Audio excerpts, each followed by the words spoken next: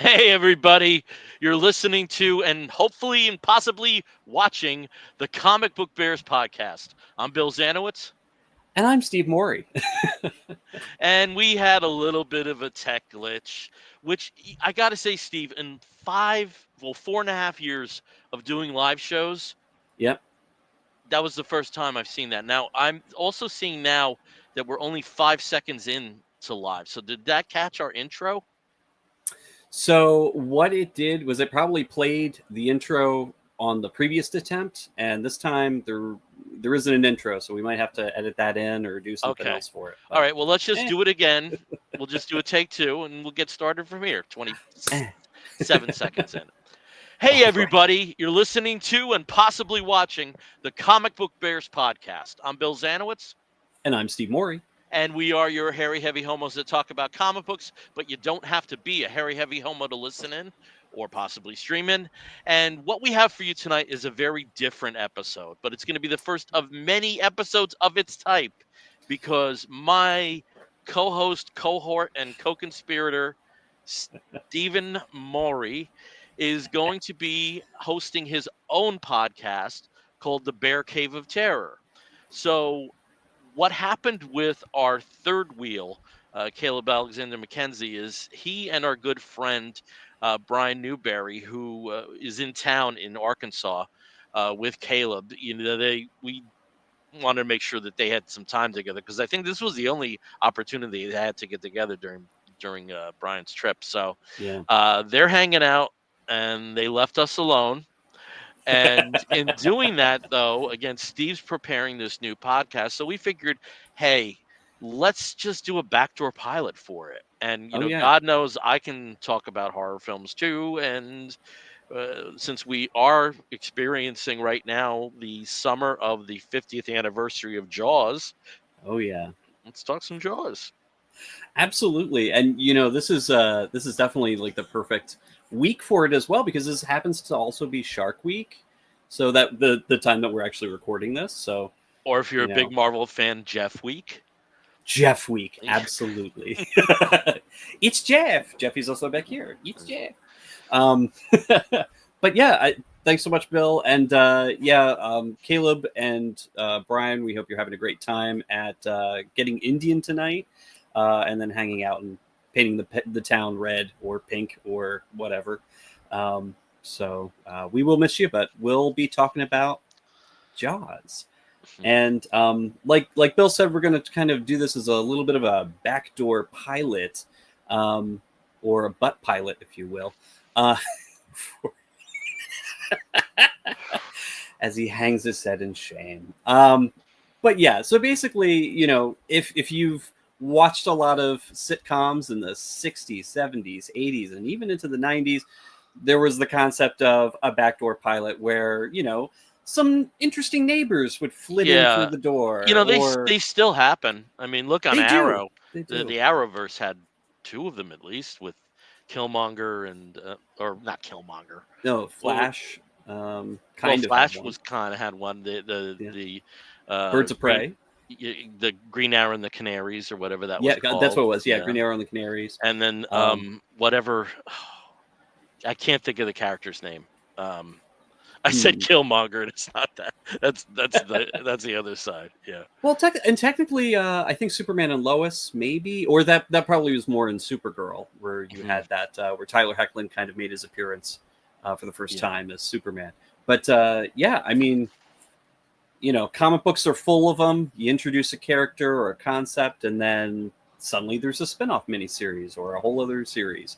And interestingly enough, with Jaws, didn't necessarily have that, but you definitely had a lot of imitators trying to get that same formula going and the same success. Didn't really work, but there are some really cool ones, and we'll talk about those I think a little bit Yeah. later too. I corrected myself now. Painkiller was a backdoor Painkiller. pilot on Black Lightning. Yeah. Painkiller. Yes, Yep. I do remember that. But yeah, so otherwise, what we're gonna do, we're gonna sort of talk about Jaws, and then we will get into I'm sure a lot of you are here to hear as well about comic books. But Yeah. We'll get a let's little get bit of comic books in just a tonight. little bit of Just a comics, little just a bit. little bit. Now, Steve, before we get started, all right, I'm Yeah. putting you on the interviewee seat right now. Ooh. Why the Bear Cave of Terror? Why the Bear Cave of Terror? Well, bears, and bears live in caves, and caves can be kind of scary. That's a shitty answer. Keep going. It is. It is. So, why am I doing this podcast? Is basically, um, it's kind of my second nerdy side has been very much a horror fan all my life since I was a little kid. Huge horror fan. It started when I was probably, I don't know, 7, 8 years old, reading Stephen King for the first time, and then realizing that there were actually movies based on his books. I also had a lot of cool babysitters that like to bring in horror movies to watch on VHS. Don't tell your parents, it's a little too scary. If it's too scary for you, you're going to have to go to bed, that kind of thing. And then, of course, when we finally got cable, I got introduced to, first off, Mystery Science Theater 3000. So getting a lot of really bad horror movies with a lot of humor attached to it with the riffing, but also got to see USA Up All Night, and USA Up All Night was an absolute revelation. Friday and Saturday nights, getting all the franchise hits, the Nightmare on Elm Streets, the Friday the 13th, all the other Full Moon Entertainments before I guess before they got really popular. So a lot of the Puppet Masters and things like that first hit there. But also, even just watching Saturday Matinee when I was a little kid in Pennsylvania, one of the local stations would always show 1950s and 1960s horror movies, the creature features, Tarantula, It Conquered the World, Them, these kinds of, big monster movies. That also led me to go and check out all the Universal horror monster movies, Dracula and Frankenstein, Bride of Frankenstein, The Wolf Man, Invisible Man, and just so much. And of course, over the years, I've been seeing a lot of diverse genres. I really love Italian horror masters. I've been really loving a lot of the straight-to-video horror schlock from the 80s, 90s, and the 2000s. You can always love anything that Romero does, and any kind of zombie spin-off from that, or homage or rip-off, if you will. But yeah, I mean, there's so much great horror out there. There's some terrible horror, but there's some really great horror out there that people absolutely love. And one of the big things that I love to do is I love to talk about things that just really make me happy, and I like to hear about other people and what other people have to say about things that make them happy. So combining the two, horror movies and things that make people happy, I get to hear other horror fans gush about their favorite films or their favorite genres, and tell me, and of course the listener, why they love what they love. And hopefully learn a couple things about those movies in at the same time. So some behind the scenes kind of information, some trivia, some cool stuff about the director, the actors, or even the story. Just to kind of enhance the experience of learning about a film that maybe you've seen a million times, or maybe you've never seen, didn't know if you wanted to, or something you never thought about seeing. Especially when it comes to horror, I mean, there's so many different subgenres. There's so many things that people gravitate towards or away from. But there's something for everybody, and I want to hear all about it. Okay, so with your show, I assume with the way you've been talking about it, that it's going to be very guest heavy. Yes. Yes. And in fact, it's basically every episode I'm inviting on a different guest host to talk about a particular movie that just brings them joy. Horror joy is full of scares, frights, gore, or just something that's really interesting and scratches an itch that they love to tell other people about. And I just kind of want to hear more about that, and maybe encourage other people to check that movie out, or maybe rewatch something that they haven't seen for a long time. Okay, I get you. Yeah. But see a nice tired doggy over there. Yep. She's decided that she wants to nap. But yeah, so of course tonight, this is a backdoor pilot, so I didn't necessarily invite you onto my show. We're just doing it all together. But the movie that you're here to talk about is, of course, Jaws from 1975. So, what about Jaws do you love? Like, what is it Okay, about Jaws? so with me and Jaws, I saw it in its original theatrical run. I saw it the summer of '75. I was 8 years old, and I was a pretty mature 8-year-old that my parents didn't think I'd, go nuts with nightmares. Jaws was only like the third or fourth movie I ever saw in the movie theater. Mm-hmm. I remember seeing Snow White and the Seven. This is a bunch here. Snow White and the Seven Dwarfs reissue, Escape to Witch Mountain, and then either Gus, which is a movie about a horse that plays football. It was a Disney film, and and then Jaws. So not a lot of like consistent lead up to Jaws in the summer.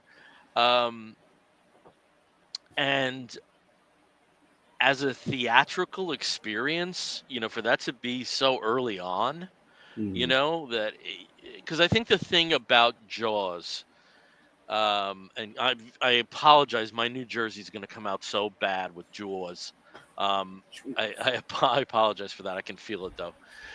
Um, the thing with what I felt with Jaws is that was the first time I felt it was a shared experience with the other members of the audience, with Mm-hmm. getting startled at the same time, with getting, the anxiety building because of the music or because of another situation that was being played out on camera.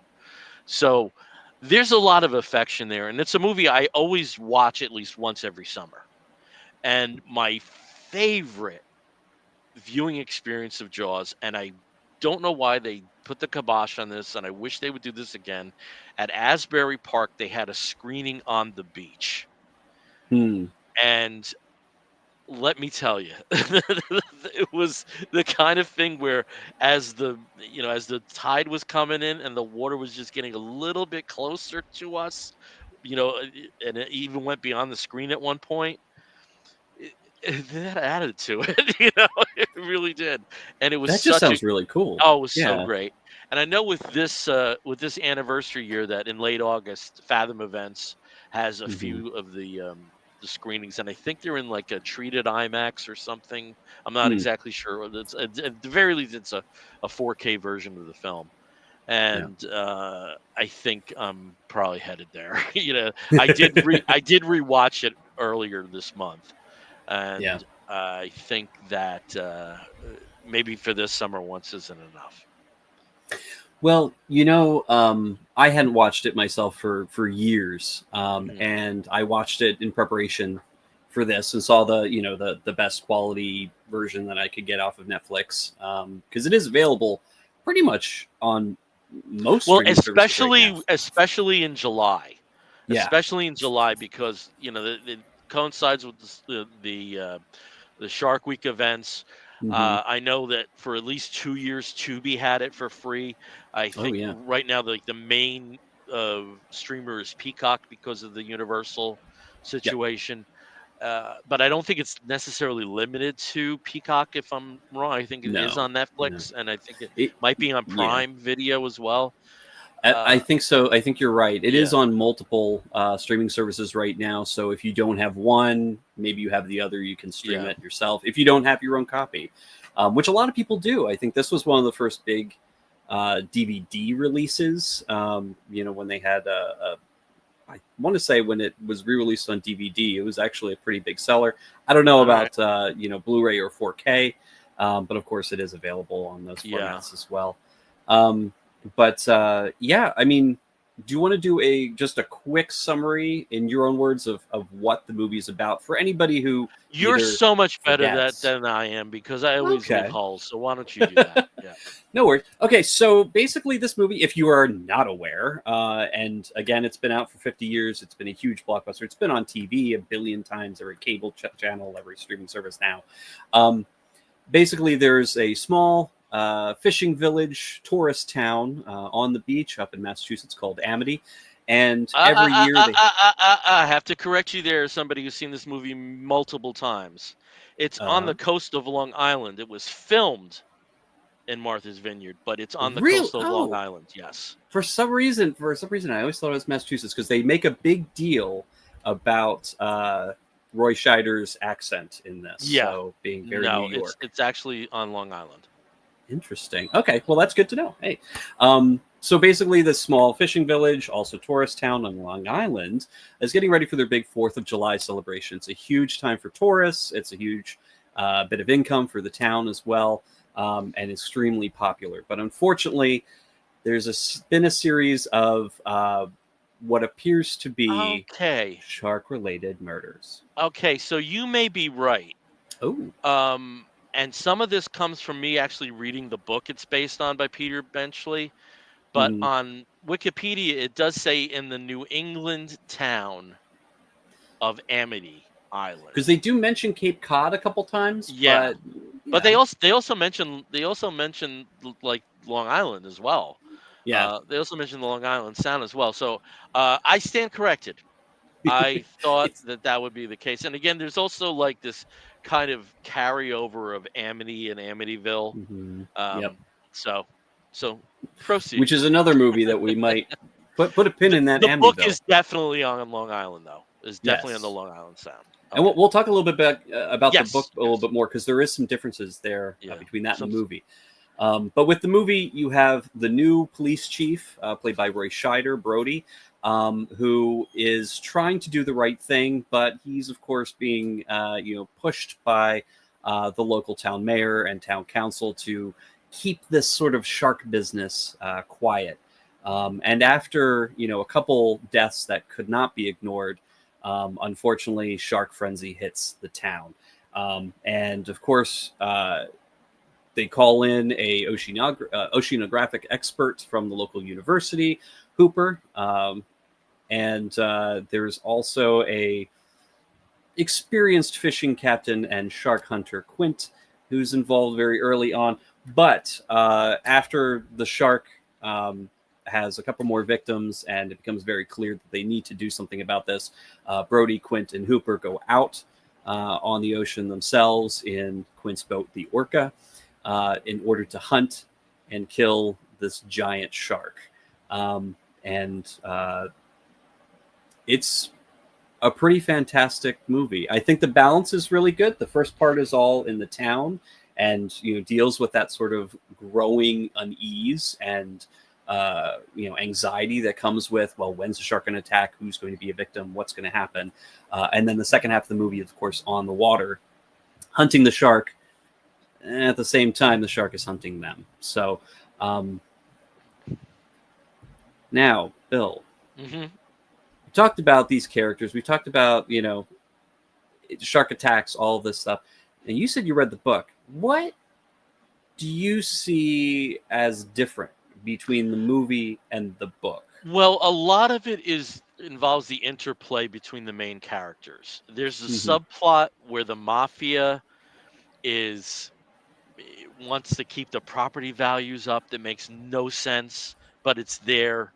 And it's really the mafia that's pressuring, even more than the mayor, that's pressuring Brody to keep the beaches open during the Hmm. holidays. And it's that's like it's weird. In terms of the main characters, the biggest difference is Hooper, Hmm. in that, well, Hooper and also Brody's wife, because Brody's wife in the book was actually from a different class from Brody, so she kind of married down, and one of her Hmm. ex-beaux was Hooper's older brother. So when she meets Hooper, and it's kind of like by circumstance that when they called in this oceanographic expert from the university that it was Hooper, they begin an affair. None of that is in the movie. And No. then Hooper's ending is very different. I don't want to Yes. completely spoil it for people who haven't read the book, but it's very different. Um, Yeah. there's a different number of shark attacks. The shark attacks are a little different in the book. I will say though that for years and years and years, when I was asked like what was the first adult book I read, and I always went to this book called Birdie, which I think came Hmm. out around 79, 80. And for some reason I always discounted Jaws, you know? And also in the 70s there was this big initiative called the Evelyn Wood speed reading course where you like would read a book and you would like and that was how I read Jaws initially. Was I It's kind of sped wild. read it, and it was a big book. I mean, it's not a Yeah. small book. Um, and it also is testimony to just the core story that the book of Jaws came out in 74. there were Yeah. already uh, there were already bidding wars even before the book was released. Luckily, and when it was initially released, it was kind of a muted reception, good for a first book, because it was Hmm. Peter Benchley's first book, but uh, it was a bit muted. But then they had the advent in the 70s, pretty much, of the Book of the Month clubs, Right. and also the like the Columbia House. They would also have a lot of publishers would have book clubs like that, where you would start and get like 17 books for a cent, and then Get astronomical a book a prices after month or that. something Yeah, for $30 or and whatever. and Yeah. Jaws really benefited from that. So that it's Yeah. it's amazing that the movie was being filmed as the book was becoming a phenomenon, which is Right. really incredible when you think about it. I mean, synergy right there. Clearly the publisher and the film studio, they saw what this could be, and they jumped on it as quickly as possible. And Peter Benchley, of course, the author. Interesting talking about sort of the development of the book. Um, he didn't know too much about sharks going into it. He had seen sharks, he had experienced swimming with sharks once, and was like, "This is really good." And came up with the story, came up and sold the book, and of course, it was very much a hot commodity. And Steven Spielberg, who was the second choice to direct this movie, came on. He was only 28 years old at the time, with Peter Benchley starting the first couple of drafts. I think he did like the first 3 drafts of the film. And now he's this very different type of work from making a manuscript, that is writing a film script. There were several other people who were brought on to finish this final script. They went to Martha's Vineyard. They found a beautiful location to do most of the shots, most of the big scenes in the town. They hired a lot of locals. Almost every single extra is a local from Martha's Vineyard, from the Cape, or from Boston. And in fact, when I was watching, a couple documentaries in preparation for this, one of the statistics that they threw out there was 8 people, 8 actors on screen are from Hollywood. Everybody else you see Mhm. is a local. So they're either from Massachusetts or specifically from Martha's Vineyard, including a lot of people with dialogue. A Mhm. lot of the extras who have, talking scene, Mhm. most of that dialogue is improvised. It's Yeah. just the people being themselves in this situation. Yeah, and like you said, some of these are major supporting characters, like Oh, yeah. Alex Hinter's mother. Hmm. That was a local actress. It really The was like deputy, the the deputy deputy. was local. Yeah. But you also have some. They also had fun with the casting too, because one of the co-writers, Carl Gottlieb, Yes. who had a career before this, primarily is one of the head writers of the Smothers Brothers variety show. He has a role in it. Benchley has a role because Benchley's Yes. background was actually as a television reporter, and he plays a Hmm. television reporter in the movie.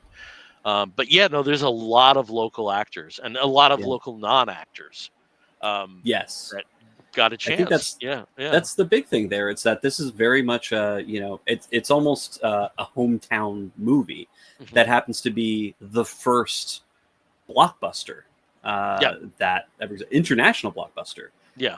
when it was And finally released in '75. you cannot stress enough what a watershed moment this was for films, Right. because though even within the 70s, Jaws was coming off three very highly grossing films in The Exorcist, The Sting, and The Godfather, the first Godfather. Yeah. They made tons of money.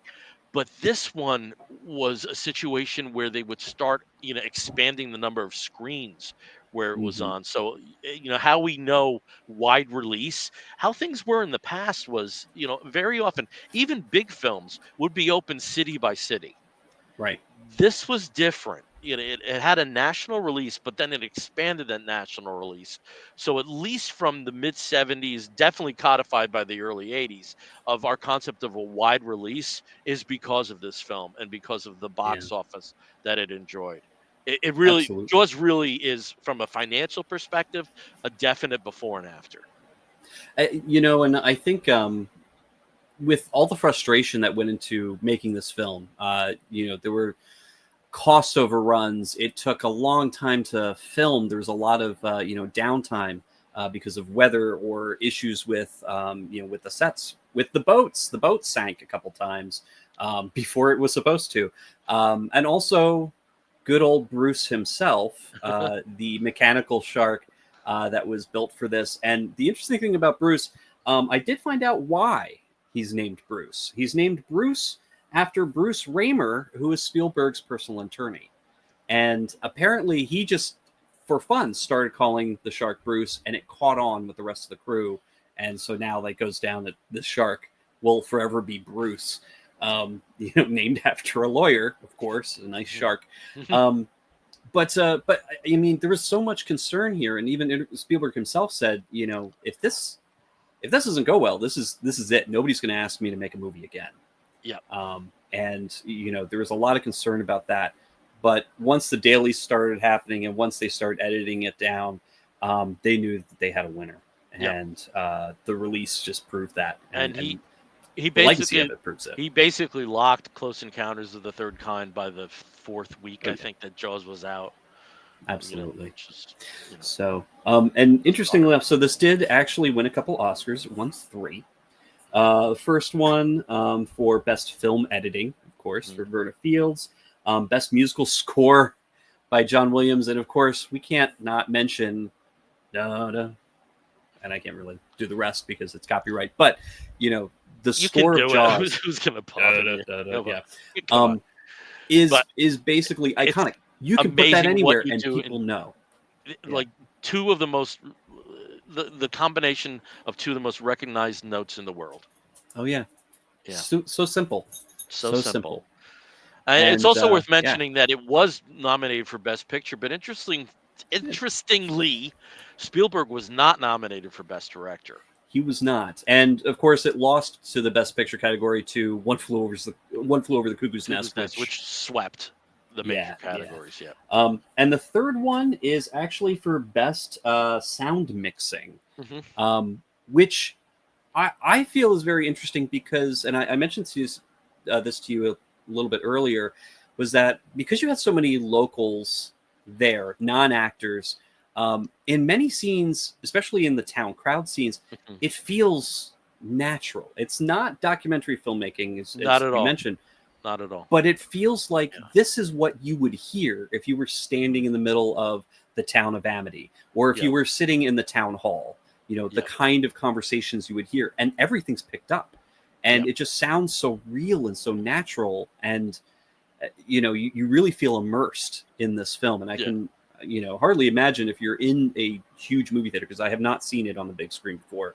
But if you're in a huge movie theater with loud sound, it feels like you are surrounded by this town. And then when you're out on the ocean, you're surrounded by water with one big, very toothy guy coming after you. Right. And it's just, and I would say, such a great for me, film. The two scenes that really are, in terms of sound mixing and editing, are so powerful. The second beach scene, where everything goes to shit, and then the initial, actually the entire ride on the Orca, I mean, it's just it's just really really effective, and kind of, I imagine, something that they do teach in film schools about Oh how to make, and sometimes the sound choices where there's very little, you yeah, know, where it's you know. very quiet except for possibly a faint, those Uh, two notes very faintly in the or a background. wave, or the sound of a wave, and that's Yeah. broken by one of the actors' dialogue. Yeah, no, Hmm. it's very effective from an audio standpoint, and Oh yeah. consistently. Yeah. And kind of going back to the sound as a way to draw in the viewer on the Orca. There's a scene where the three of them, Hooper, Quint, and Brody, are sitting in the galley, and they're well, Hooper and Quint are kind of comparing scars.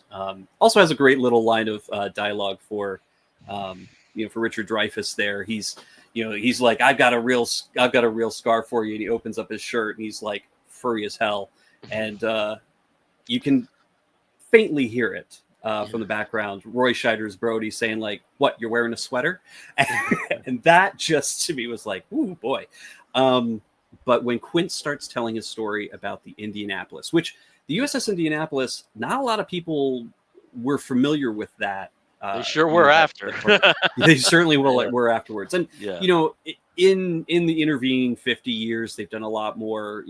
They put out a lot more information about that. So the story isn't exactly all of these people died because of sharks. All these naval these sailors that were in the water when the boat sank. But um, when Quint tells that, when the fabulous Robert Shaw, when he's telling the story, all the sound is just lowered, muted, except for his voice, and you feel as drawn in as the camera to his words. And he mumbles a lot. He has a lot of Mhm. interesting ways of saying things and drawing out a pause or a sound. But you're just drawn into his story and drawn into just the sound of his voice before you get interrupted by a knock on the wall. And I think the sound for this is probably one of the big reasons why it's so successful as a horror movie, because it does things for you, not just the gore of, oh my gosh, people being eaten, a leg falling, after having been bit off onto the ocean floor. And because it is rated PG, and Spielberg did talk about this, they edited out a lot of additional violent deaths so that the MPAA wouldn't, rip it apart or make it an R-rated movie. Um, you know, there isn't a lot of gore, but what there is pretty gruesome. Um, the shark isn't even seen for the first 30 minutes of the movie. Mhm. And the sound really builds that tension early Yeah. on. When the shark finally gets seen, you have that, like, you just the fin out of the water, and that little hippie girl who's been painting on the dune, she just nervously shark, just like that Mhm. was fantastic. And the sound for the rest of the movie, of course, the pounding of the engine as it starts to overheat and billow smoke, the swelling of the music when Jaws comes out of the water multiple times and almost eats half of them. Hooper or Brody, when slipping off the side of the boat, things like this, just really, really fantastic. So, Right. And when you talk about the USS Indianapolis, I think it's important to mhm. note this. The two credited writers on the film are Peter Benchley and Carl Gottlieb, but Yep, other people contributed yes, because the film was very much behind schedule. And the USS Indianapolis was actually written by the filmmaker John Milius, who hmm was part of Spielberg's social circles, along with George Lucas and others, and Brian De Palma out in Los Angeles. And interestingly, if you find out about this, apparently, he delivered a very, striking monologue, but a lot of that is also Robert Shaw, yes, kind of cutting it down. And Shaw hmm was an excellent writer himself. He yeah, wrote a wonderful play, The Man in the Glass Booth. yep, He was an incredibly talented man. And um, it's just one of those situations where, it's funny because like I've been on this is my third podcast in 3 nights talking about films, and you know, it comes to sometimes you encounter something where it's a film that's made by committee, and in Hmm. this case, it was real collaboration and not Yeah, committee. And a lot yeah. of it out of necessity, a lot of it out of situations where they were planning to get shots and they weren't able to get shots because of the mechanic problems or the weather Hmm. or for a bunch of reasons. It was not an easy shoot, and a lot of the documentaries go through this in very good detail. Yeah. Yeah. And actually, speaking of that, I did want to bring in this other little bit of trivia. Rodney Fox was one of the main consultants on the film for shark Hmm. interaction in the water. He's one of the credited people for inventing the shark cage. He Hmm. himself had been a victim of a shark attack, and in wanting to study these creatures closer and be able to do it more safely, they brought in the shark cage, and there of course is a major scene towards the end of the movie where Hooper himself is lowered into the shark cage to try and poison Bruce. Um, but that is actually Rodney Fox in that Hmm. cage, and interestingly enough, um, that scene was changed completely because of something that the shark, an actual real live shark, had done to the cage and the boat itself while filming.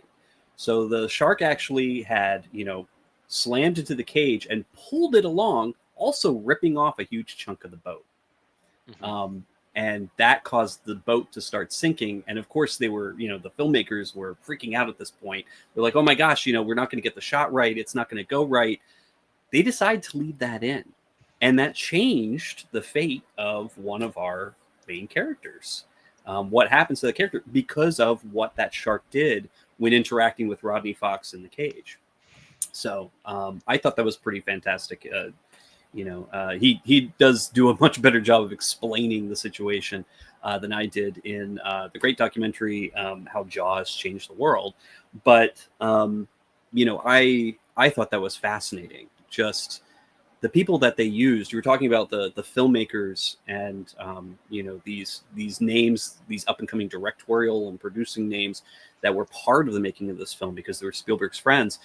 There's also a lot of like early shark related researchers and people who went on to do a lot more work with shark conservation, shark research, and promoting overall ocean awareness Yeah. for these And animals. So that Peter was and Wendy Benchley themselves are yeah. some of the biggest And or worst. a lot of that came out of guilt because after Jaws there was a wave of Yeah. you know shark hunting for sport, and to the point that there were many species that were actually endangered. Oh yeah. And that goes on today. I mean, that Yeah. still goes on today. But they in terms of the eco balance on in our oceans, they're incredibly important. Oh yeah. And that was you could tell if you ever saw an interview post 75 with Benchley just how much that affected him and Absolutely. how guilty. And and that was something, hey, you could just feel bad about it or you could do something about it, which was something that Yeah. he and his wife and then later his children, Yeah. who are still involved in some of those efforts. Yeah. So Definitely. And the other consequence there, of course, was how the viewers, how spectators, people who saw Jaws, started feeling about swimming in the ocean, yeah. going to the shore. Um, there were people who came out of that movie and were like, "I'm never going in the water again, never." Yeah. Like they're as if sharks were just sitting off the coast, waiting for some yummy tourists to go swimming out Yeah. to them, which is not the About case. But 4 days after I saw the movie, I was going to a summer camp, Camp mhm, Scuffy in Tolman, New York. Scuffy. I wish there was more of an imprint online about Camp Scuffy because it was a wonderful place. But we had paddle boats and canoes and things like that, and I would not get on the canoe. And I Mhm. loved canoeing and kayaking. I loved it. I would not. I eventually, you know, came to my senses, but that first time by a body of water, Uh-uh. Yeah. And it's it was there were situations. There's a great interview with Rob Zombie when he was just Hmm. talking about after how he saw Jaws and he was honestly afraid to go to the bathroom because of the water in the toilet. Like, Toilet shark. it's like here I am in a landlocked Denny's and I'm actually afraid to go to the. It's a really Well, funny I would be, movie. Yeah. to be honest though, I'd be afraid to go to a landlocked Denny's bathroom any day of the week. But but no shade on Denny's. Sorry, Yeah. Denny's don't come for me. They Um, have their purpose. Yeah. yes. But yeah, I mean, the interesting thing too. So like conservation was one result of this movie. Growing awareness of sharks and their importance to the ecosystem, especially in the ocean. But one of the other side effects of this was the imitators. Yes. Just the Oh. sheer number of like ocean or body of water related monster, Okay. fish or whatever This is films that my came out of sweet there. spot. This is my sweet spot. Yes. Jaws exploitation. Jaws exploitation. This is my sweet spot because after Jaws, and it took a little bit of time. It wasn't Hmm. immediate, but throughout the late '70s, you had a bunch of movies. And Steve, do you mind if I just run off what I feel were like the Oh top yeah. 10 of List the off a whole true? bunch. Yeah. The first is a movie called Shark Kill, which is a TV movie in 1976, which was the first one that really kind of, you know, Hmm. was hitting the same buttons. Mako, The Jaws of Death in 1976, Orca in 1977, Tintorera. I always call this Tintaroa, but it's called Tintorera, Killer Shark in 1977. Tentacles, which is about a big octopus in 1977.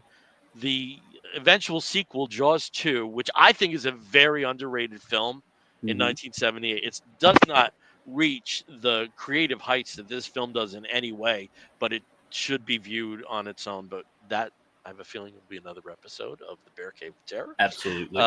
Barracuda in 1978, Ooh, Piranha in Barracuda. 1978, Killer Hmm. Fish in 1979, and then what is one of the absolute worst films of all time, Up from the Depths in 1979. I just got to give you a few. I know we're going to talk about joy exploitation on another episode and Oh maybe yeah. some of these films individually, but in Up from the Depths, the creature looks different in every shot. At one point, it looks like it's clearly a shark. Another, it's almost like a catfish. And there's a part where a guy dies who was a shark hunter, and to lure the monster, they never. I don't even think they even call it a shark. To lure it into this bay area, they tie his body to the back of the boat as a lure, and one of the people says he would have wanted it this way. It is so bad, and then there's these scenes in the Wow. nightclub at the hotel where this stuff is happening. Oh, it is such a bad film. It's so Oh, bad.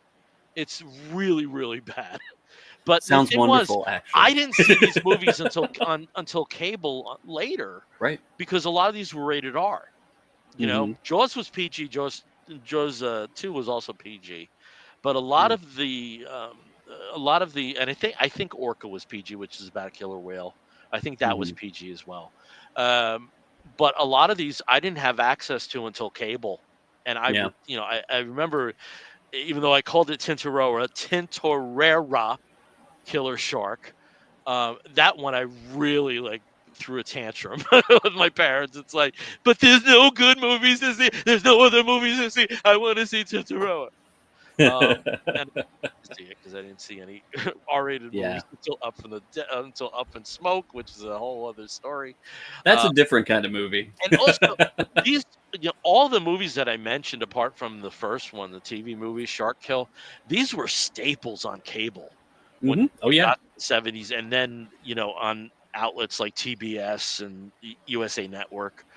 And somebody may be able to correct me if I'm wrong, but I do believe that Jaws 2 was on cable before Jaws because of the constant reissues of the film. I It's very believe that's the likely. case. Yeah. It's very likely. I know that personally. I saw Jaws 3 when it was on USA Up All Night, so I remember seeing Jaws 3 on cable, but that was in the 90s, like early Yeah. 90s.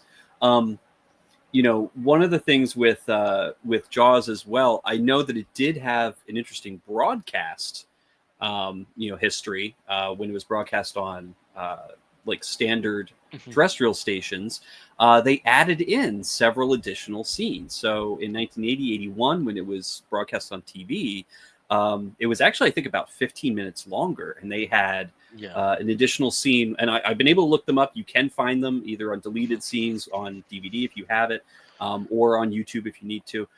You've got Quint tormenting this poor kid playing a clarinet, just making fun of how terrible he is. Yeah. You have Hooper talking talking with Brody in a much more extended scene where they're looking for the tiger shark that had been caught by the shark hunters earlier in the film, Mhm. so that they could dissect it. There's a long conversation about an ex of Hooper's that Yeah. maybe ties in a little bit more with his Yeah. character from the book. And Yeah. I also believe that if correct me if I'm wrong, I do think that Hooper's autopsy of the tiger Mhm. shark is much longer.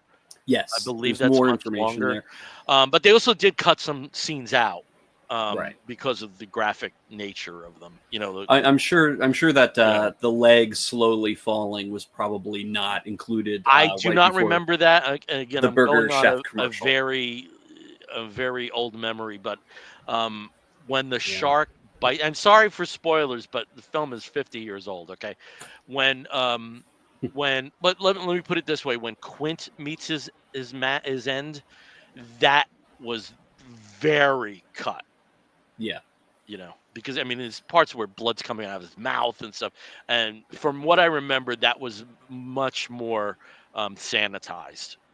So Which is probably one of the reasons why they added so much other sort of yeah, more sanitary yeah. additional footage to it, And because they had to stretch it out to 3 hours long with well, commercials. also with So that, with sometimes with these films, it gave them another hour of advertising time.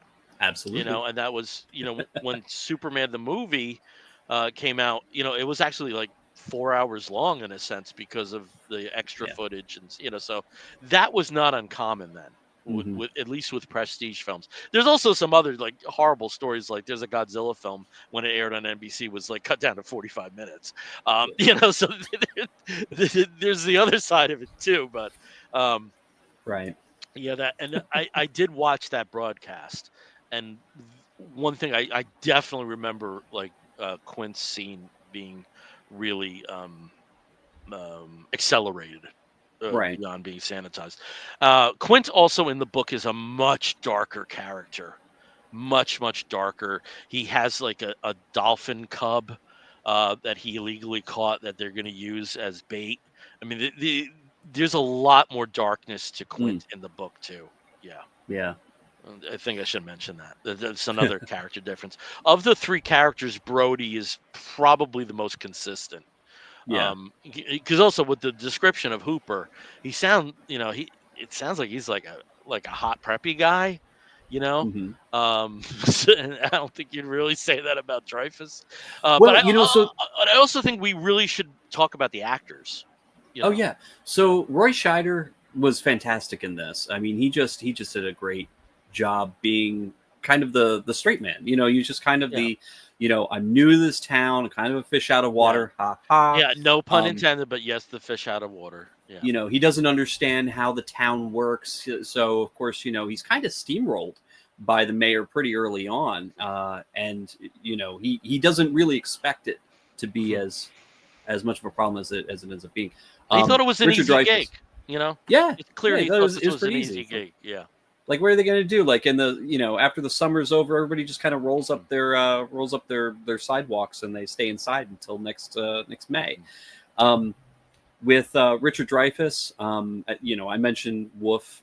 This Really? version of Wizard. Yeah, absolutely. Oh Especially when no. his hair is all curly. Like, because Oh, he's there's when you so talk about the preppy moment, nebbishy and there's a preppy.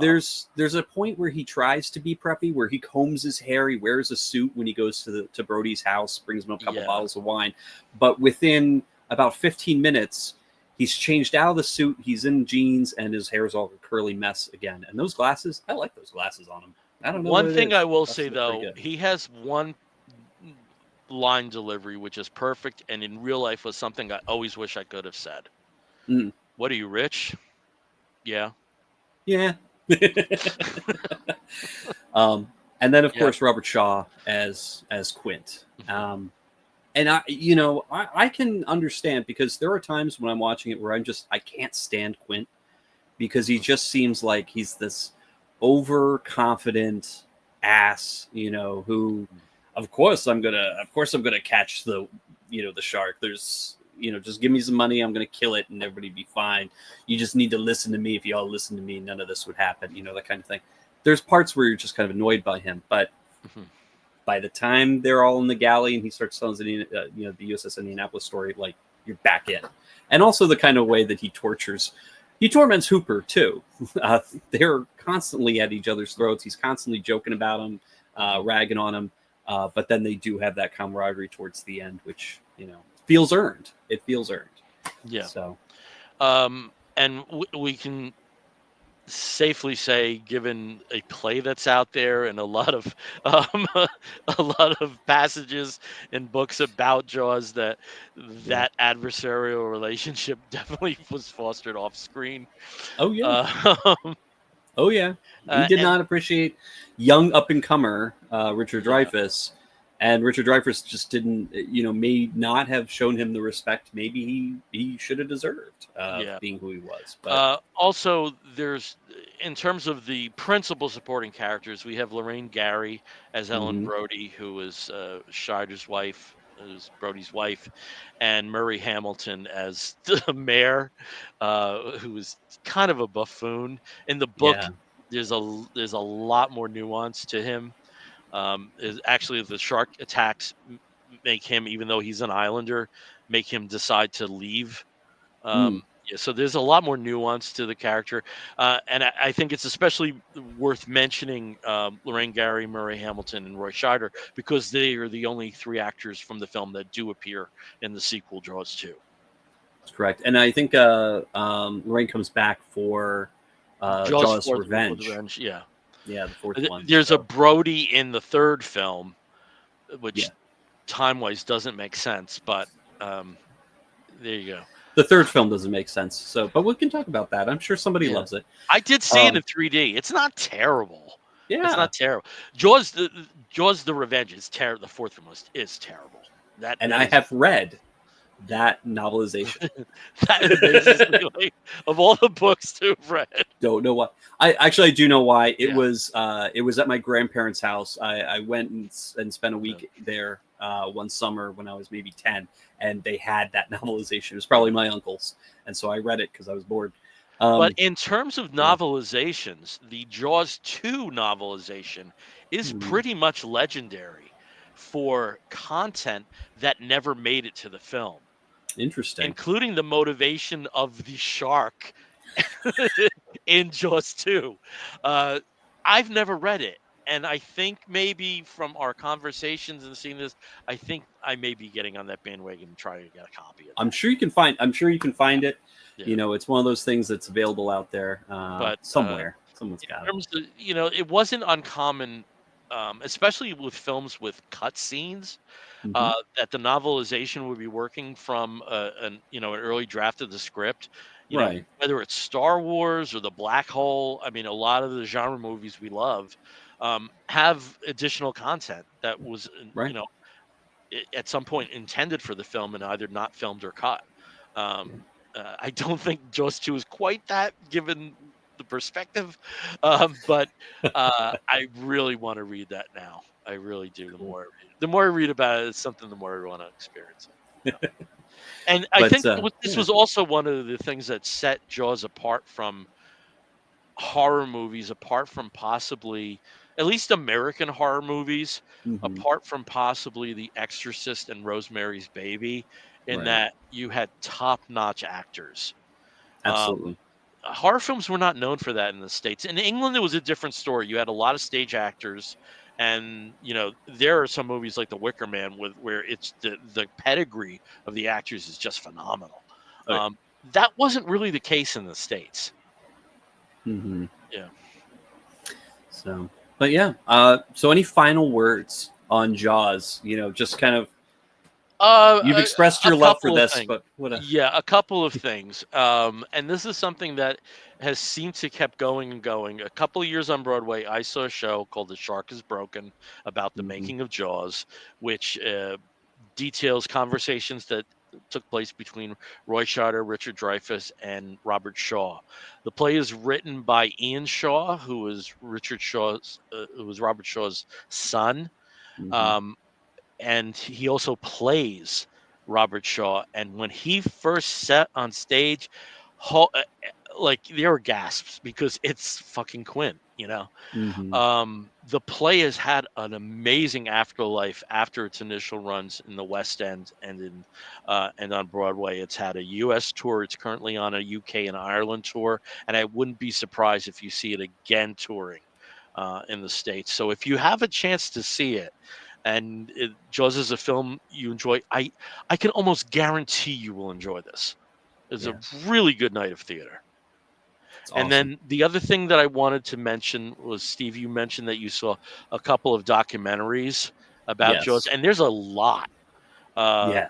there's at least three major ones, and they hmm they all take like one or two tones. One about the making of the film, the other about the effect of Jaws on the ecosystems and how shark hmm hunting came in vogue. However, this year there was a Jaws at 50 documentary, Right. which recently premiered on National Geographic and then hopped to Hulu, I think, with the hmm streaming. Right. Hulu, Disney Plus. Yeah. Okay, which is Disney. Maybe it was Peacock. I don't know. Again, it's a Universal controlled property. And we didn't even get into theme park appearances of Jaws either, but No. only got so much time. Yeah. Um, and the movie Jaws at 50 documentary is very different because it covers other actors and other directors and writers and what hmm Jaws meant to them and how they perceive the action that happened on there. And some are, Right. were like, way too young to have experienced this firsthand in the movie theater when it was first out. Uh, and I thought that was a really nice change of pace instead of just being, hmm having blinders on about the making of it. Absolutely. It's a I very well done documentary. those were two of the documentaries that I watched in preparation for this episode, and we'll put them in the show notes, obviously. But Mhm. I absolutely have to recommend Jaws at 50. I think it's great. You get to hear from the filmmakers themselves. You get to hear from people who love the movie. Who, Emily Blunt is one of the people that they talk Yeah. about, or that gets to talk about how they felt about the movie, which is fun to hear, because a lot of what she says is very similar to what most other regular moviegoers who have seen this movie and love this movie also say. So it's kind of a universal feel, universal reaction to such a pretty important horror movie. This is a horror movie. This is definitely a Y- horror movie, but it means a lot more to the wider Hollywood, filmmaking Yeah. enterprise, as well as the history of film. As a film watcher, what was your biggest scare in Jaws? Um, Biggest scare.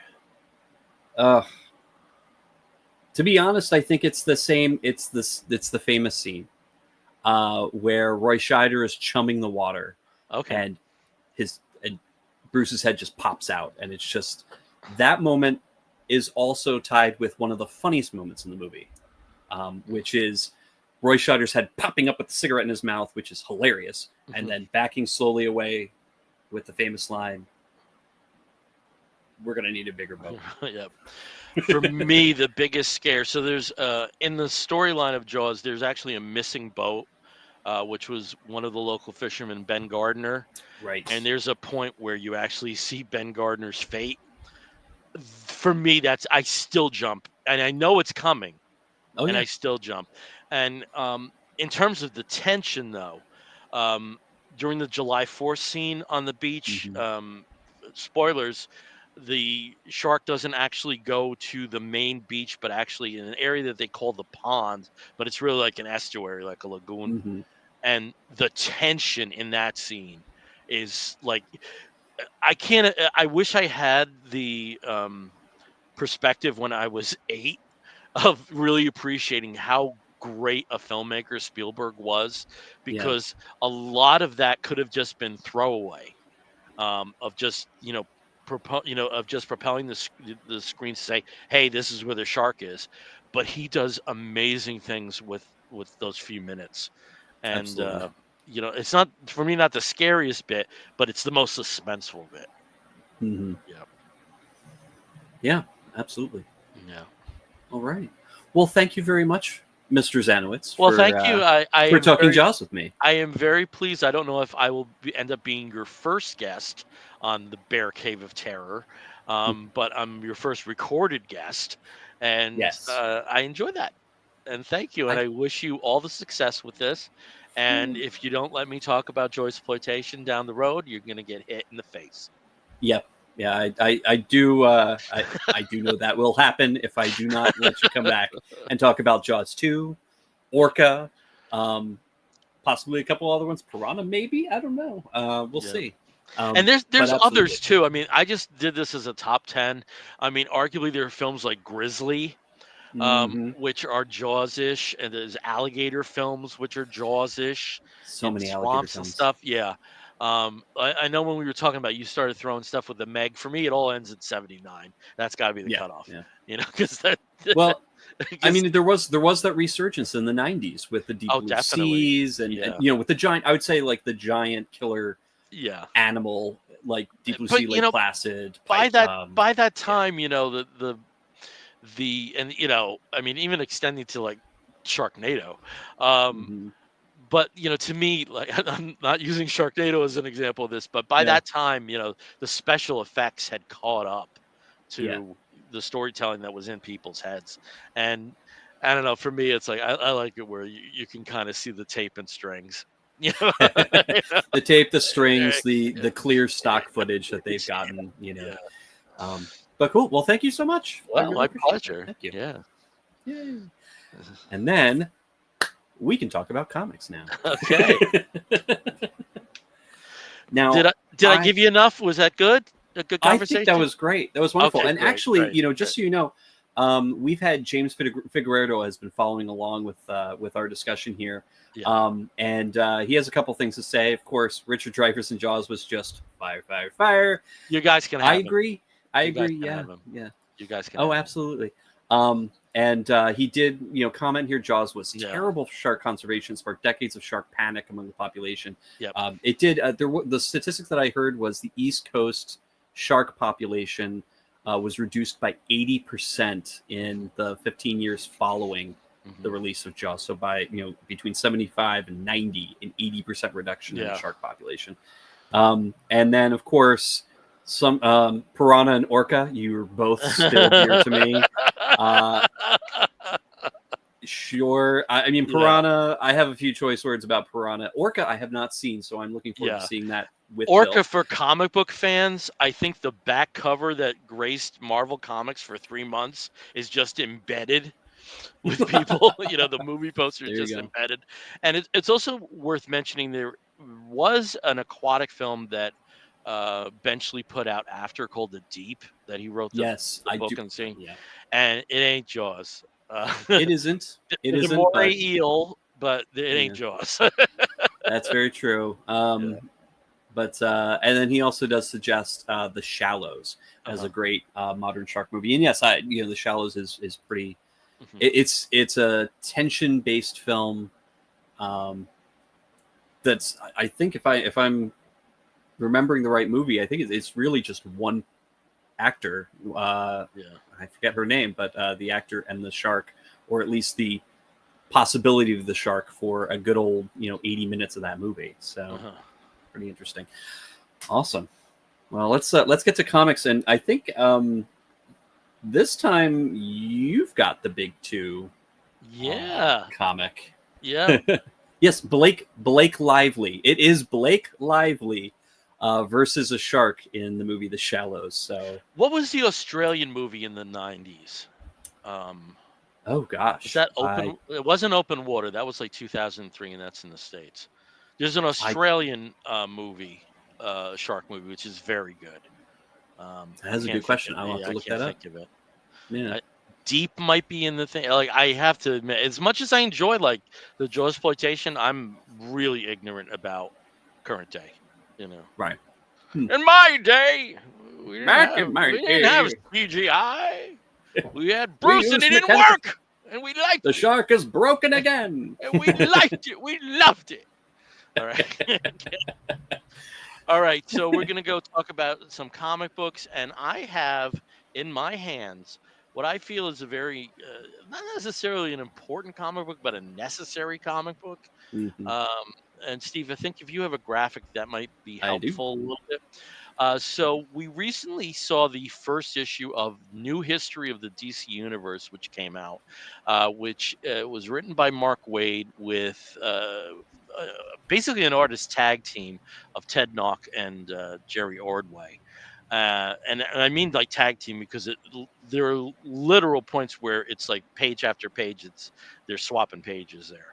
Yeah. And for me, this was a very necessary leveling of what actually has happened in the current DC universe because we've had so many reboots from Crisis to Zero Hour to the New 52 to Rebirth, and the history is spotty at this point. You don't exactly Right. know like what is canon, and this sets out to do that, but not in a way where it's locked. It does seem Hmm. fluid.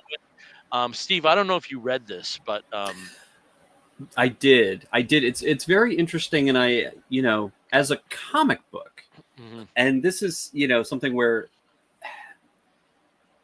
going with the definition of a comic book, it's a series of sequential mhm. panels where action happens. This is less a comic book and more um, a listing of situations Yeah, with yeah, a beautiful art to go along with it yeah, to illustrate it. and it's Um, very much in the tradition of the first history of the DC universe, which appeared post yes. Crisis in 1986, which was Yeah. also an opportunity to tell a rebooted universe about what happened and what didn't. Yeah. It's told from the Flash's perspective. And Hmm. Steve, if you can throw up that first graphic, and I just love this the initial scene here because turns out Barry's a bit of a collector. I mean, look what we got behind us. I think we can relate to this. You have a cape from Superman. You have one of Green Arrow's bows. If you look up on the masks there, you can see like a jack o' lantern, literal jack o' lantern. You have the mask from Wild Hmm. Dog. You have Mister Element's mask. You have two Legion rings in jars. You have a jar of Gingold, which is what gives an elongated man his power. You have one of Starman's cosmic rods. You have a trident from Aquaman. You have skeets. It's kind of crazy. What's in this Is one that Ma room. Kettles? Ma Kettles kettle? What was her name? From the Oh, JSA? yeah, the red tornado, Mahunkel. It Yeah, Ma does look a Hunkle. That's what it little was. bit, but it's also like kind of like flapping, so I didn't immediately go to that. And there's also like what also appears to be Captain Cold's visor. Hmm. But I didn't want to like There's the spend Guardian like Shield. yeah, yeah. Yeah. There's probably a lot more the more and more you look at it. I'm sure there's a mother box somewhere there. So this is where we start, and Barry, in the current DC continuity, is retired.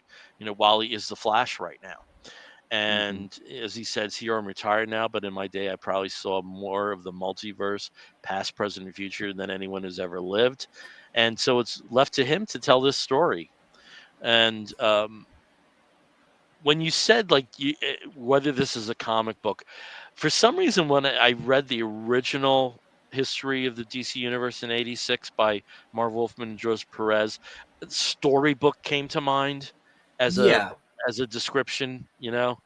it's yeah, definitely. I would feel like a classics illustrated, Yeah, retelling, kind yeah, of or thing. or like Yeah. like a children's guide to the classics or something. Yeah, Right. Yeah. yeah.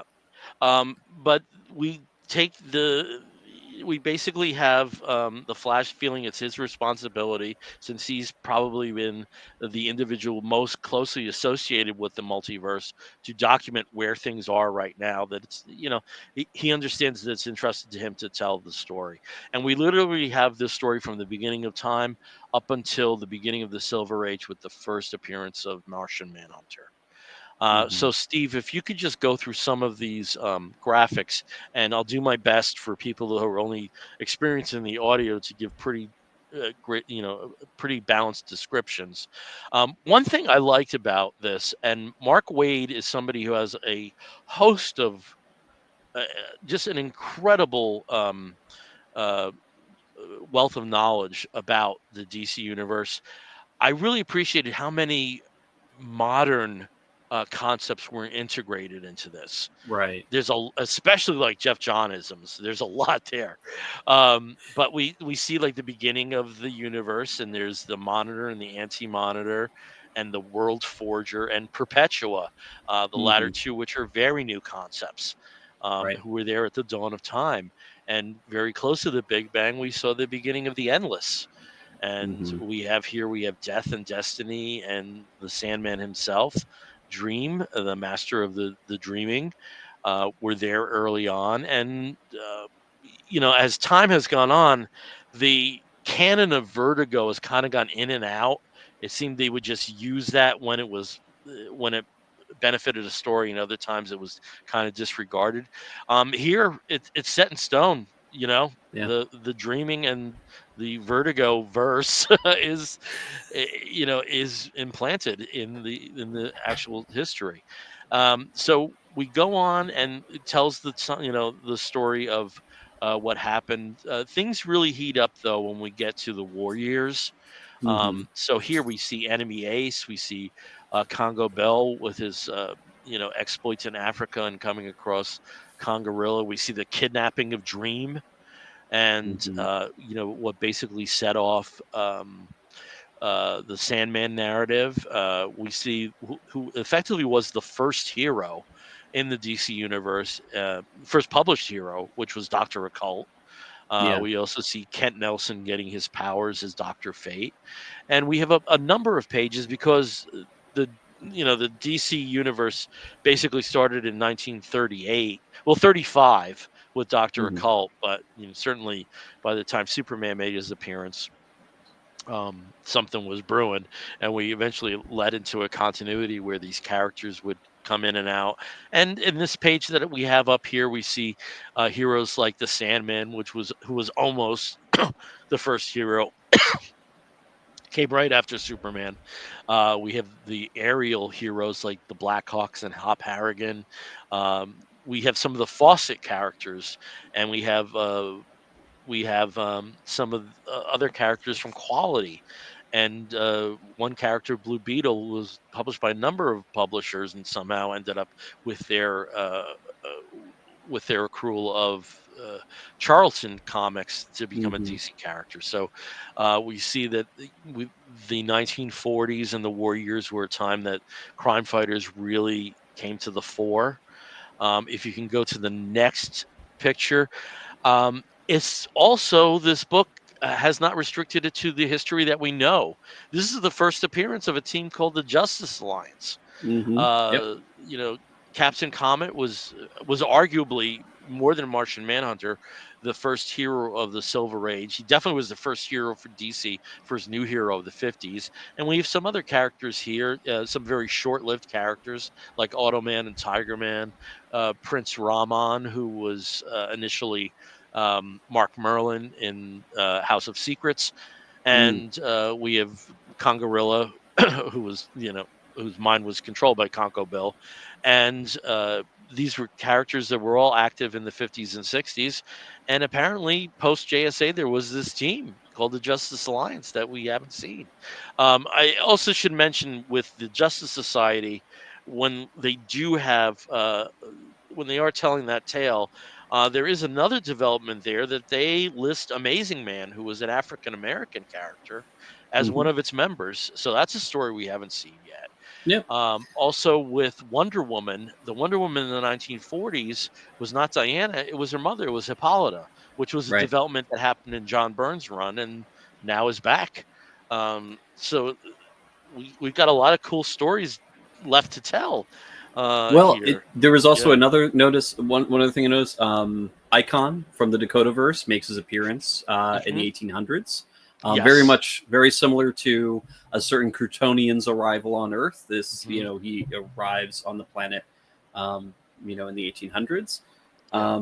But you also have a lot of the developments from the recent Stargirl story from last year, maybe the year before, where she Yeah. was With hunting down all of the sidekicks and yeah, the who were lost lost to children. time. Yep. Yeah. Yeah, so that's in Um, there. Also, in terms of the pre-war years, we also saw them install the Demon Knights yep. from the New 52 time. Hmm. So Wade is picking and picking from various times, and I'm not sure what other graphics we might have. Was this the last one, Steve? I think that's the last one. That's But the one. one of the things I wanted to bring up too, I Bill, I think you got a copy of this one as well, but it's the wraparound cover. Well, they're all Um, wraparounds. They're all oh, okay. wraparounds. Yeah. Well, this one is particularly has all of the characters from Yep. the Silver Age and the Golden Age are all listed here, and I think that's pretty much where they stop. So it goes up Uh-huh. to basically the 50s, Hmm. um, and the early 60s. So Yeah. it's everybody, and there's some characters in here that even I don't. I'm looking at going, Okay. who is this supposed to be? But you've got cartoon characters, you've got all sorts of things that are Yeah. were all DC published characters from that time period between the 30s and the Mhm. 50s. Who was the So artist on that? Is it this listed was, I in there? believe, it's the same artist as the rest of it, but let me see. It No, it is. definitely isn't Knock or Ordway. Uh, oh no, it isn't. Yeah, it is. Ryan Sook Uh, or Dan Mora? I think this might be Dan Mora. Mora. Okay. Um, Um, I believe that is also going to be a poster. The no, it's others, Scott Koblish. Scott Scott Koblish. Okay, Koblish. yeah, I believe Yeah, that one yeah, is going to be a poster.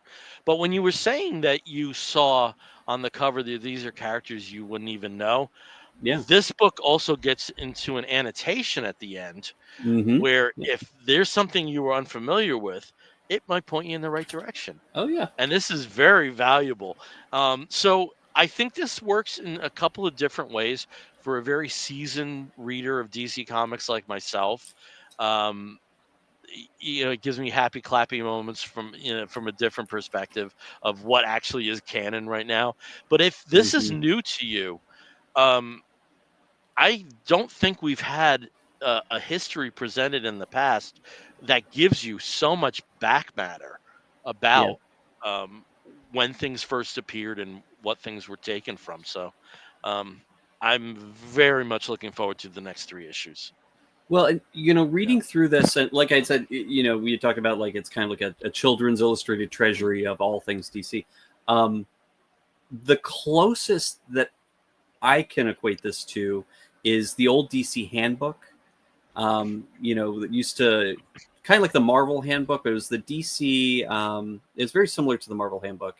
Who's who, Yeah, DC's the was annual called who's who, Who's Who, which had who's who. which had the like the loose leaf sheets that Absolutely, you yeah, yeah yeah and you would get sort of like first appearance, those titles and issues, and maybe a couple other kind of annotations. But it wasn't chronological. It was just usually alphabetical.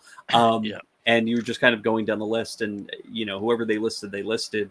mm, But there wasn't a lot of cross referencing, or yeah this was part of this team, and here's where they made that appearance in this team. That's what this is. This is for super comic book geeks to really go through and like, oh yeah, okay, so that, yeah, okay, so that's where he's getting that. That's how he's getting this, and Yeah, but I'm this is just where he's even putting it thinking in. for like a new reader, if they Oh see yeah, something that in its time period is 1800s, yeah, or some. Let me make this a better point from the 1940s, and they see that that copyright date is 2019. You know, that's something they might be able to still jump onto oh and yeah, have an appreciation for. So yeah, I like this a lot. I, it's I, cool. I was It's happy. very cool. I was very happy. Clappy. In the geekiest fucking way. Well, the interesting thing about this was that it was just so much fun to read. Mhm, It's a lot of facts, but mhm, it's presented very prettily. I love the yeah, art is great. mhm, Um, and then I got to the book that I'm going to be talking about, which is put out by Image. It is a little bit different, a little bit more of a bummer compared to the new history of the DC universe, and that is Lazarus Fallen by Greg Rucka. And I believe, oh gosh, the art, and it's basically the same artist that this series started with way back in 2013. It is Michael Lark on art. Santiago Arcas did the color, and Ariana Mayer did the lettering for it. But so it's been years since I've read an issue of Lazarus. Like I said, it came back. It came out in 2013. In a way, it was inspired by the recent Occupy movement, and just extrapolated. The plot wise, it was extrapolated out into the future. So it takes place about 40, 50, 60 years after a future time where all the governments of the world have collapsed and have been replaced by 16 wealthy families that own everything. So all the cities, commerce, factories, jobs, everything belongs to these 16 families. So you either work for them and therefore have value, or you're waste. Anybody that's outside of the system is nothing, subhuman, treated like refuse. A lot of these people, then, of course, do have rebellion movements. They try to resist as much as they're trying to survive, but it's a very difficult struggle being part of the waste. Um, the book itself concerns itself with a Lazarus, and in this universe, in this dystopia, a Lazarus is basically a super soldier that each of the family develops on their own. It kind of keeps them. It gives them an advantage, but also it's kind of mutually assured destruction. Every family's got a Lazarus. Each one is just the deadliest of deadliest killers. Um, and so they try to use it to one up each other by assassinating, sabotage, etc. But since they all have access to a Lazarus, it's kind of it's almost attrition, but or a stalemate. Um, but in this case, it is the Carlisle family's Lazarus, one of the daughters, Forever Carlisle. And through the first original series, she kind of discovers more about her history, her past, the family, and her part in it, as well as the injustice that this entire system is allowed to perpetuate. And through the series that came before Lazarus Fallen, she starts to rebel. She becomes involved in the Free People's Movement, and eventually first fights and then joins forces with the next Lazarus that's being used as her replacement, her sister, clone sister, Infinity. And so this book basically takes place right after the last issue of Lazarus, which I believe was maybe 34, 35, and fast forwards about a year to where the Carlisle family is trying to retrieve their lost Lazarus, both of them, actually.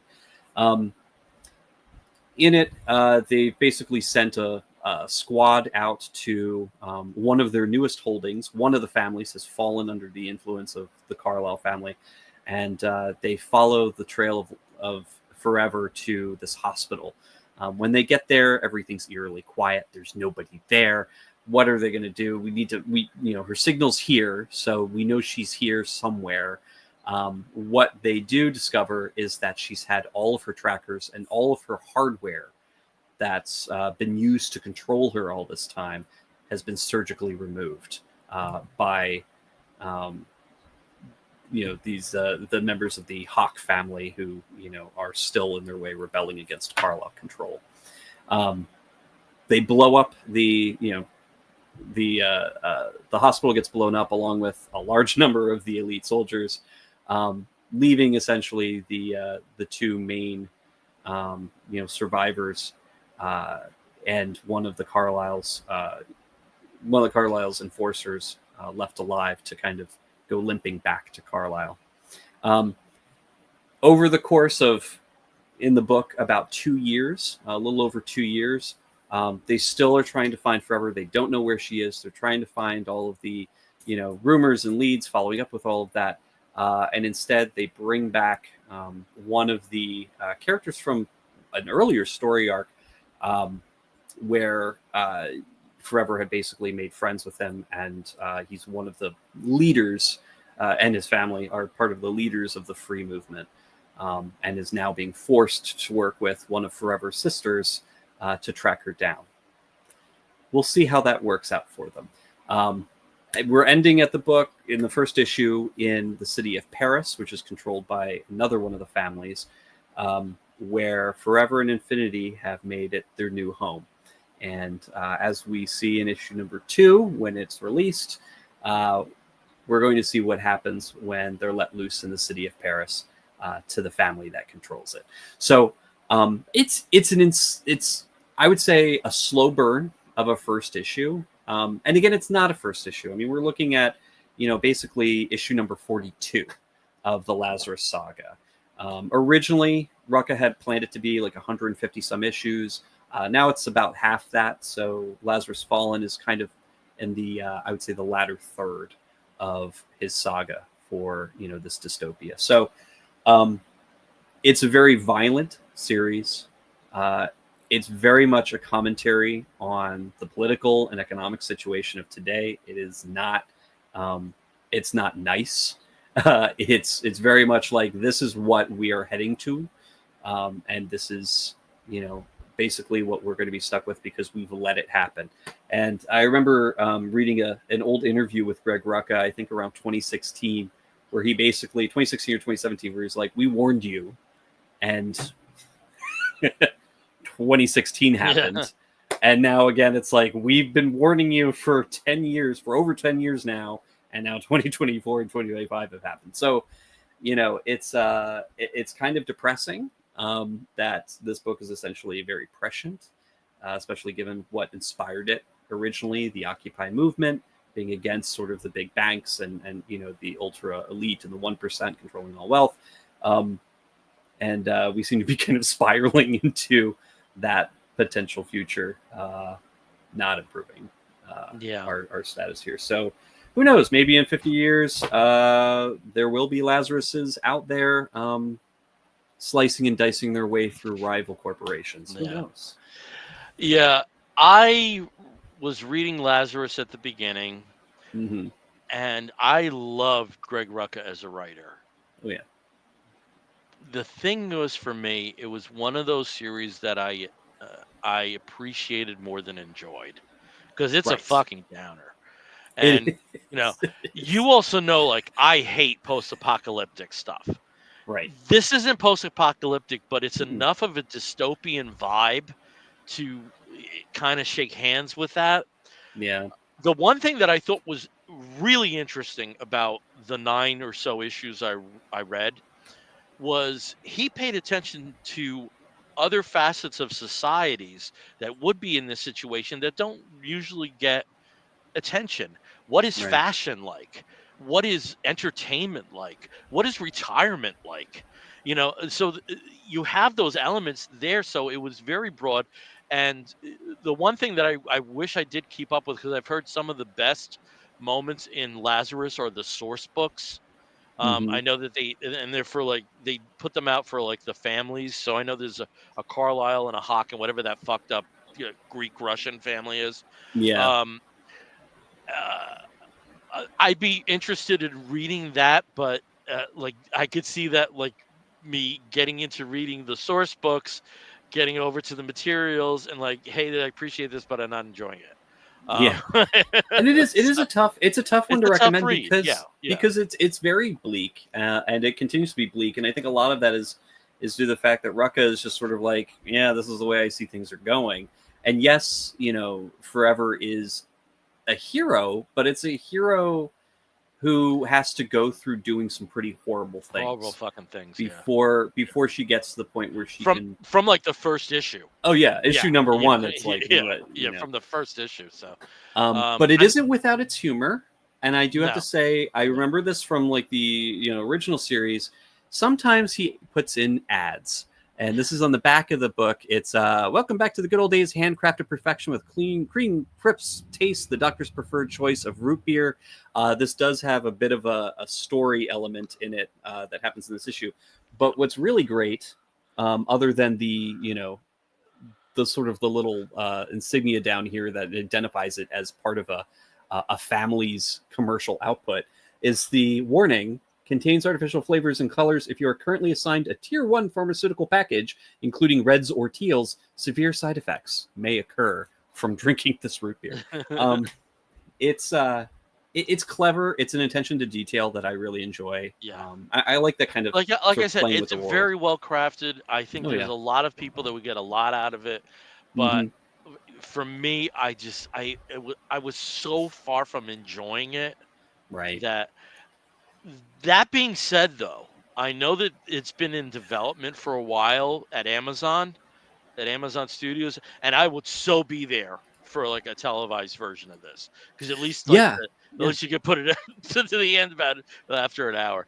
Um, so I hope that happens because Rucka's really gotten screwed in terms of adaptations. With Yeah. Stumptown, I and it's so sad that that was prematurely killed, and Whiteout could have been a much better film, and Oh yeah, Whiteout was a disappointment. I mean, I that was with gosh, what is her name? The actress, Beckinsale, British actress, Kate Beckinsale, Beckinsale. yeah, I mean, I could watch her reciting,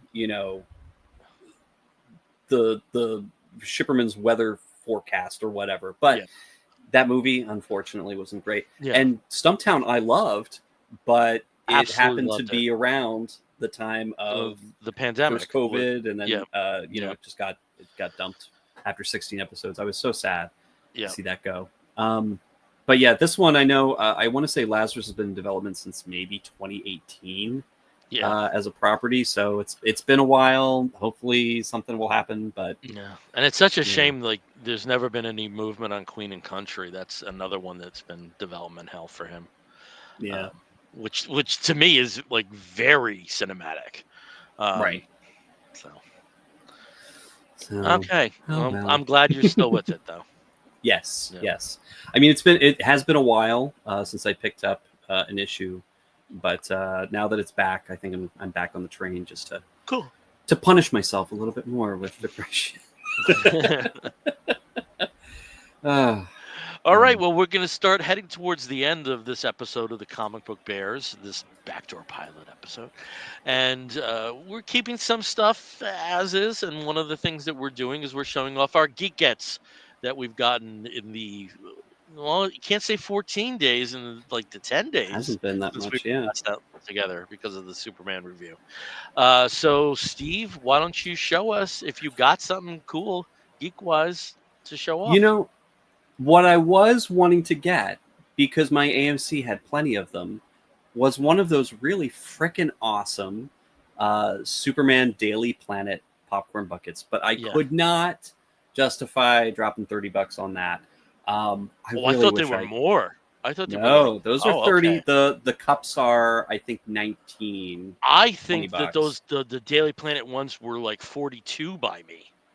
No, they're still Oh, 30, maybe 35, but they're, okay. yeah, I mean, after tax and all that. Yeah, I No, thought they they're were pretty good. like a I've seen little bit so more many people expensive. walk out after purchasing one of those, like just cradling this giant thing. They had bought a whole bunch of extra ones, so they still had some last week when we went to go see Superman again. But I don't know. They might be selling out pretty soon. Then I'll miss the chance. But where am I going to put it? I don't have. Well, my thing is like that's a rabbit hole I can't go down. Absolutely. I've got fucking. I mean, you've got some Geek Gets to show us that I can't go down. Yeah.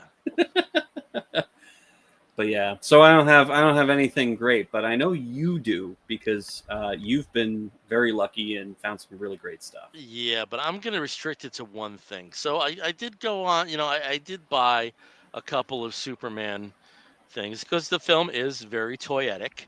Um, but I don't want to go because I'm still in the process, and then I'll see how deep I go. But I know on this show I've already shown like the superpowers versions of the characters, and Mm-hmm. Oh, hold on a second.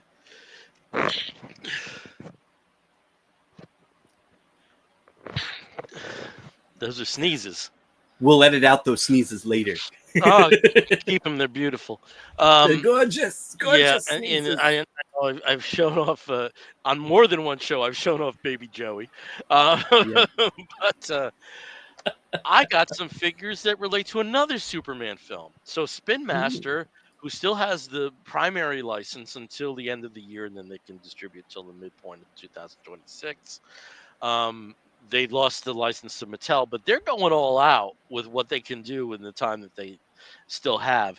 And one thing that they have is a line of 3 3/4 Superman the movie figures. Mm-hmm. So, little kid Billy Z, who saw Superman on its opening day, has basically been waiting like 46 years for these figures. So we have Superman. We have Lex Luthor, and I love that it is bald, but they also have the Hackman wig there. We have Jor-El. Now, Jor-El, there's actually another version I haven't been able to find. There's a chase version of this figure where he's in white robes. Here he's in black robes. We have General Zod, who has the absolute coolest accessory. If you can see there's a Phantom Zone diamond there. Oh yeah. Yeah. And he also has a pretty detailed chest hair, which is interesting. Yeah. And then we also have a Lois Lane figure, which really looks like Margot Kidder. And the coolest thing is she has a note, and she said, "I spent the night with Superman." So I'm over the moon that it's killing me that I'm not opening these, and the only reason is because these have been really hard to find. Right. Though they're not bannered as Target exclusives, they effectively are Target exclusives. I don't think there's any other outlet in the States that has them right now. Just if I am able to find more, it's toy collecting in this day and age. It used to be that there was one to buy, one to display, and one to sell. That you would buy 3 of a figure. A lot of people did that. That financially is impossible these days. Especially when some of these figures go for like 30 a piece. Yeah. And those are like impossible these days. Yeah. But sometimes there's sell-through stuff, and especially Spin Master. I mean, like you can find Aquaman figures for $1. After a point, but we'll see with these. But I would like to get at least Superman to have that in my hands. But for now they're staying mint on card. All right. Well, it's been kind of abbreviated because Steve didn't have a Geek Get. I am not showing you everything that I got. I got a bunch of stuff over the last 10 days. Not all Superman. I got some other cool stuff. But in the interest of time, because we have been going for an hour and 37, almost an hour 38 at this point, we're going to move on to our last segment, which is something we call the Woofs of the Week. In the bear community, if you find a fellow attractive, you woof at him. And we do something very similar here where we woof at something which is usually comic book or comic book related, but may also be a film or a TV program or a channel initiative, anything under the sun that we think you, fair listener or viewer, may be interested in sampling. I'll start as I always do with Steve. Steve, what is your woof of the week? Well, I've got two. I got one that's a little bit self-serving, and that is keep an eye out for Comic Book Bear presents The Bear Cave of Terror. I've got some episodes in the works with some cool movies Yeah. that we hope that Does this you would mean like we're a to network? hear about. Are we about to That become a would network? be great. Like the CBB network? Yes. Okay. Guys, bring your ideas for more shows. Yeah. Because we don't have enough time on our hands to do all of them. But let's do them. But my second wolf, and this is one that I know is a little bit controversial and is a little bit difficult because, of what's been happening over the past year with the creator of this, the property that this TV series is based on. But because I've been enjoying it and enjoying it on its own merits, I do have to mention the Sandman season 2.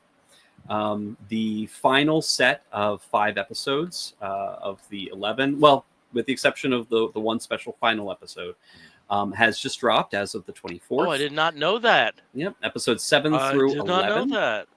Okay. Which, if you have watched any of the season, and again, I don't blame you if you haven't, we've all kind of approached how we feel about Gaiman's work, a little bit differently here. But this season deals with, very briefly, the storylines of Seasons of Mist, as well as Brief Lives, with a few bits and bobs here and there. And now that we're in the second half of the second season, they're going to be finalizing it with the Kindly Ones as well as the Wake.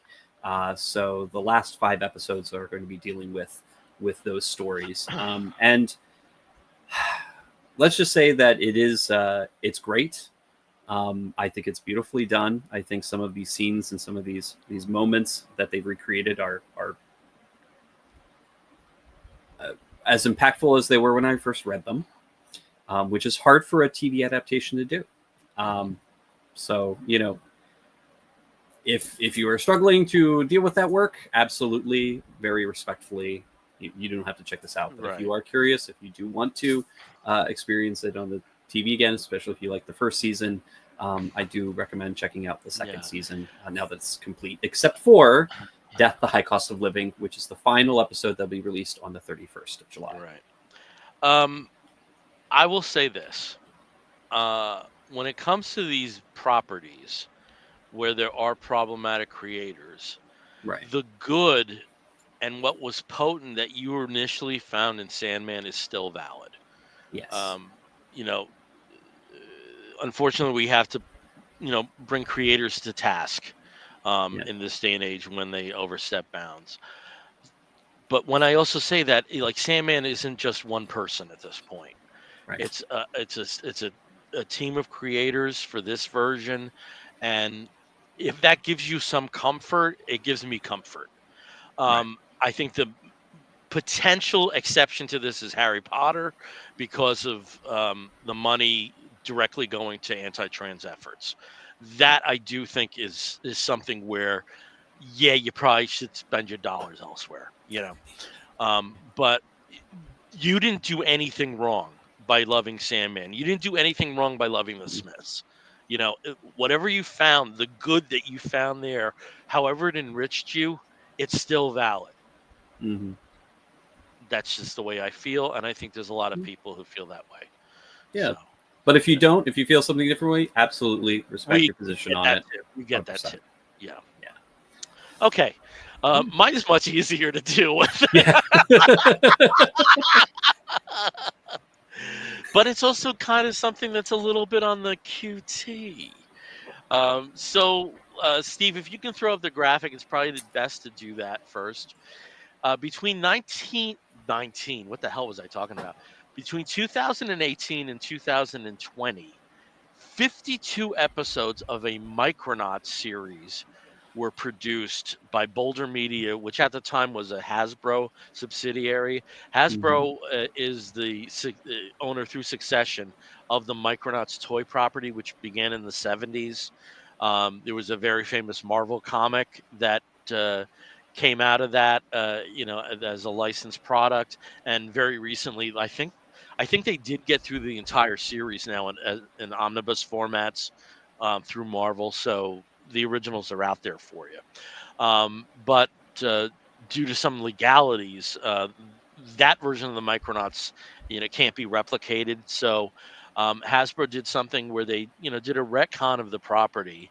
And Hmm. what they did for this animated series, this was clearly designated for a younger audience. Um, not, I'm not talking like, maybe like just over Bluey age, though Bluey's for everybody.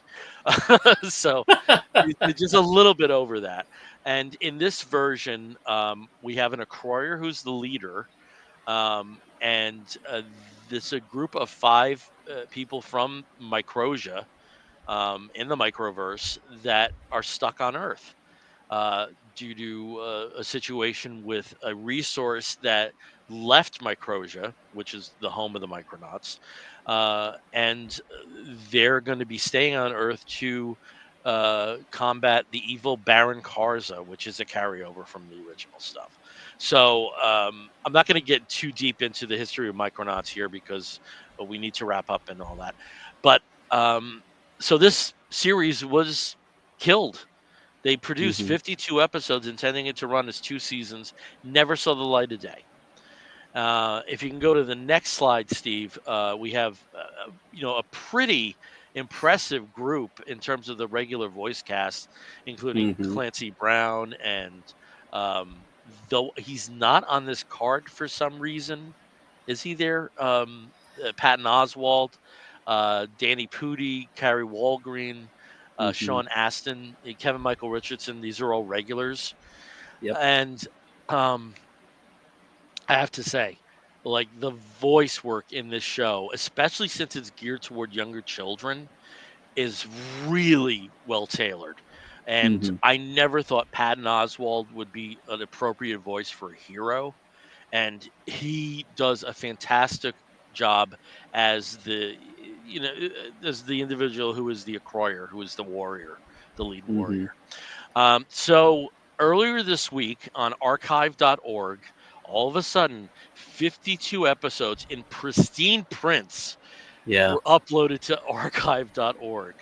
Some were taken down, but some are still up there. So it's a bit of a race against time because Hasbro did get wind of this. Um, so, whether it's through archive.org, which is a legal platform, it's legal. You may have to go to some not so legal sources in the future, but to know that there were 52 episodes, however you kind of like 23 hours of content of Right. of an animated version of a toy line that was never seeing the light of day. I've gone through about 4 episodes, and I've really enjoyed it so far. So that Yeah. is my wolf of the week, Micronauts. Micronauts. Yeah. But yeah, get them while they're there, because once they're Yeah. gone, I'm sure they're gone for And, quite some time. it seems like this is, though there's never been an official word, this really does seem like a Batgirl or a Scoob sequel, that Yeah. they just treated these as tax write-offs, and that's why we don't have them publicly. So Unfortunately. there you go. Yeah.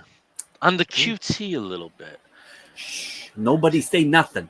Yeah, Nobody. it's so funny because I was looking at some Sesame Street content with some of the NPR stuff and the Hmm. NPR and PBS unfunding. And do you remember that Sesame Street had that like quasi drug dealer? Come here. Hey kid, want to buy a vowel, or Come what here. was it, like buy a letter? Yeah. By a letter, yeah, like, Yeah. yeah. Do you want to I buy got a W for you. a Shh. Yeah. Just telling kids It's how to kind of do fun. It's kind of that. fun. All right. So again, we have been the Comic Book Bears podcast. You can find us on the social media pages as Comic Book Bears, apart from Facebook, where we are Comic Book Bears podcast. You can download us through Apple Podcast, and you can listen to us through Spotify and many of the other podcasting platforms. If you want to write to us, you can do so by sending an email to comicbookbears@gmail.com. If Mhm. you want to view us and you weren't joining us during the live show, you can watch our archive on our YouTube channel. Please like and subscribe. And if you joined us tonight for what unfortunately was a second go because of technical issues, Yeah. uh, hey, like I said, 4.5 years we did not have any, um, which was a really good run. Uh, we really appreciate you joining us if you joined us through that format tonight. So Yeah. until next time, I'm Bill Zanowitz, I'm Steve Morey. wishing you best of luck with your bear cave of terror, and we'll be back Thank you real so soon. much. Take care, everyone. Bye bye. Bye bye.